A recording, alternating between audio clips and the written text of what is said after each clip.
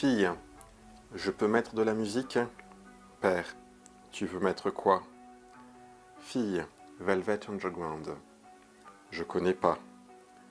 Je ne sais vraiment pas ce que tu faisais pendant les années 1970. J'étais en URSS. Ah oui, j'ai oublié. C'est avec ce dialogue que l'on trouve page 26 que j'avais envie d'inaugurer cette nouvelle chronique consacrée à Marina Skalova, La chute des comètes et des cosmonautes, une pièce de théâtre publiée chez l'Arche Éditeur en 2019. La chute des comètes et des cosmonautes est un texte dramatique, court, vif, percutant, qui fait s'entrechoquer deux générations, un père et sa fille, deux mondes, deux langues, voire plus de deux langues, deux histoires d'exil et d'étrangeté, deux façons différentes d'hériter, de porter et de supporter une certaine image de la Russie et du communisme 30 ans après la chute du bloc de l'Est. Précisons que le texte a été écrit avant la guerre menée en Ukraine par Poutine. J'ai eu la chance de rencontrer Marina Skalova à la Villa Mont-Noir en décembre dernier et j'aurais vraiment aimé la recroiser à l'excellente librairie L'Affranchi à Lille en ce début d'année 2024. Les conditions météorologiques en ont décidé autrement. Ce sera pour une autre fois.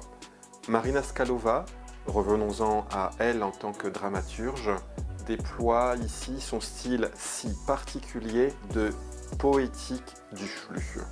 Qu'elle soit en mode stichométie, ces répliques vives du tac au tac qui font mouche, ou en mode monologue, ou qu'elle verse complètement dans une dynamique lyrique, Marina Skalova, dans La chute des comètes et des cosmonautes, nous accroche, nous emporte et nous enveloppe.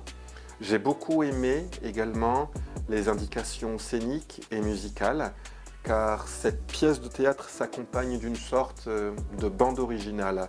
Nirvana, David Bowie, Bachung, Christian Scott, Gainsbourg ou encore Vladimir Vysotsky et Gustav Holst, que j'avoue je ne connaissais pas du tout, mais que je suis heureux d'avoir découvert grâce à ce texte.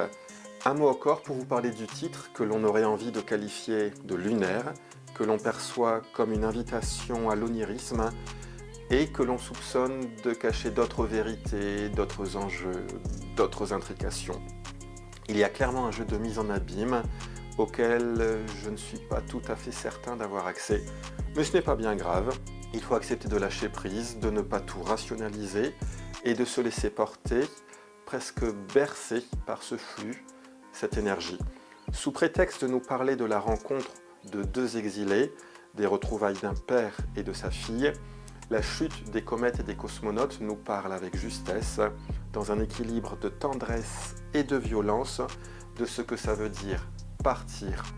Le texte, dans un chaos poétique, physique, métaphysique et sans doute un peu astronomique aussi, nous parle également de ce que ça signifie se retrouver et repartir de zéro.